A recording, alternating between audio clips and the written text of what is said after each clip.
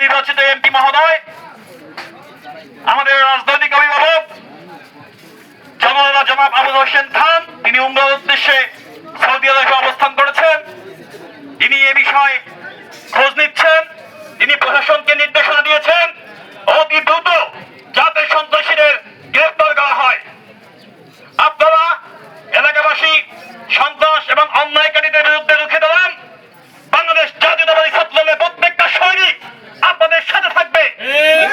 আপনাদের সাথে থেকে সকল সন্ত্রাসী কার্যক্রম থেকে, এদেশের মাটি থেকে, এই জনপ্রিয় মাটি থেকেই হোক সন্ত্রাস নির্মূলের আজকে থেকে অঙ্গীকার। আমরা চাই একটি সুন্দর এবং স্বনির্ভর বাংলাদেশ গঠনের লক্ষ্যে বাংলাদেশের সকল মানুষ ঐক্যবদ্ধ হয়ে সকল অন্যায় অত্যাচার থেকে এদেশকে রক্ষা করবে। আমরা একটি সুন্দর বাংলাদেশ দেখতে চাই। আমরা আমাদের সহযোদ্ধা ভারতের উপর যে নির্মম অত্যাচার, নির্মম